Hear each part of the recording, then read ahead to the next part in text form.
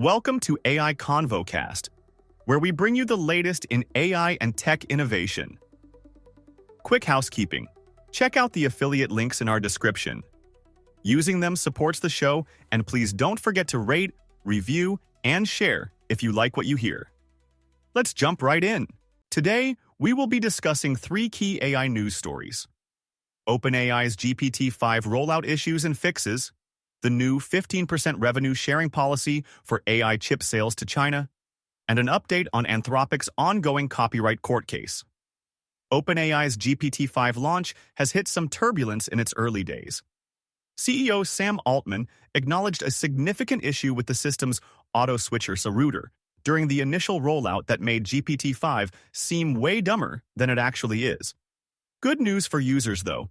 Fixes are already being deployed to address these problems.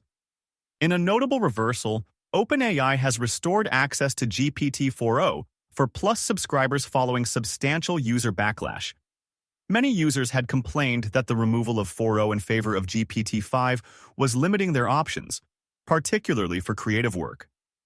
Multiple tech outlets and community forums have confirmed that GPT-4o availability is indeed returning. Rate limits have been a point of contention as well. OpenAI's Help Center currently shows Plus subscribers are limited to 160 GPT-5 messages per 3-hour window, though the company has indicated this is temporary. In separate reporting, OpenAI appears to be testing a limit of approximately 3,000 thinking messages per week for Plus users, according to new reports and user discussions. User sentiment around GPT-5 has been decidedly mixed. On Reddit, one user expressed frustration saying, "GPT-5 is worse. No one wanted pre-formed personalities. He canceled my subscription." Another thread discussed why GPT-5 feels worse than 4o for creative work, focusing on coherence issues. However, there's certainly not consensus on this point, with counter views like, "I vastly prefer GPT-5 over 4o, even in creative ideation." The press has largely characterized the reaction as mixed to negative, with particular attention paid to OpenAI's decision to bring back GPT-4o. Despite these early hiccups, OpenAI's official launch pages confirm GPT-5's availability along with its API SKUs. The developer pricing page now lists GPT-5, GPT-5 Mini, and GPT-5 Nano with their current token prices. Looking at the situation objectively, the Day 1 router bug, combined with the temporary removal of GPT-4o, likely contributed significantly to the "it's dumber" narrative that's emerged. With GPT-4o now restored and limits expected to loosen, user sentiment will likely normalize over the coming week, though some power users may continue to prefer GPT-4o's particular capabilities and style. Shifting gears to another major AI industry development, there's news about chip sales to China. Multiple outlets are reporting that Nvidia and AMD can now resume selling certain AI chips to China, specifically Nvidia's H20 and AMD's MI308 models, provided they remit 15% of related revenue to the U.S. government under new export license terms. The potential scale here is significant. Estimates suggest this could generate billions per quarter for the U.S. if Chinese demand rebounds to previous levels. Analysts have noted this creates a potentially slippery pay-to-play precedent and will have a modest impact on gross margins, with AMD likely feeling a proportionally larger hit than Nvidia. According to Reuters, the Biden administration opened the door to these China sales while pressing companies on the revenue-sharing arrangement. Company comments have remained cautious so far, with neither confirming specific details beyond their commitment to compliance with regulations.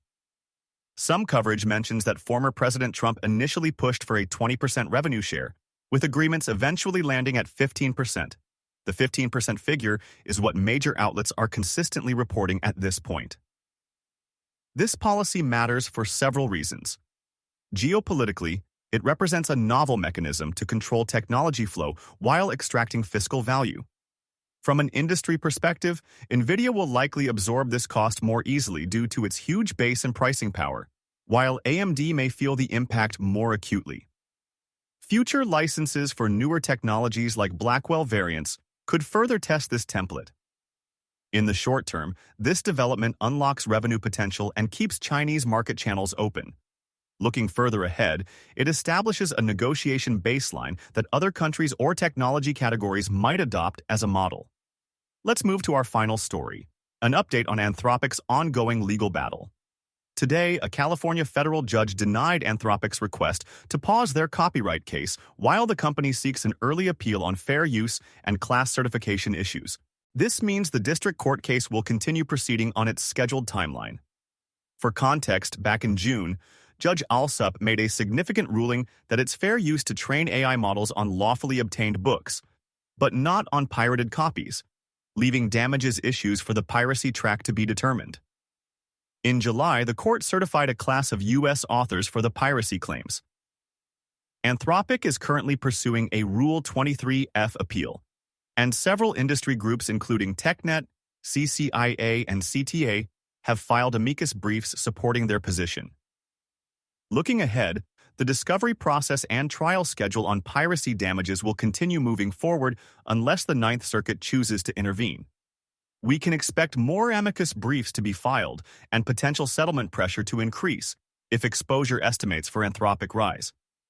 This case remains one to watch closely as it could establish important precedents for how AI companies handle copyrighted materials in their training processes, potentially affecting the entire industry's approach to data acquisition and usage. The GPT-5 situation highlights the challenges of major AI model rollouts, while the China chip revenue sharing creates a new paradigm for international technology commerce. Meanwhile, the Anthropic case continues to define the legal boundaries of AI training data usage. Thank you for listening to AI Convo Cast. Please don't forget to rate, review, and share if you like what you hear. Thanks and hope to see you again next time.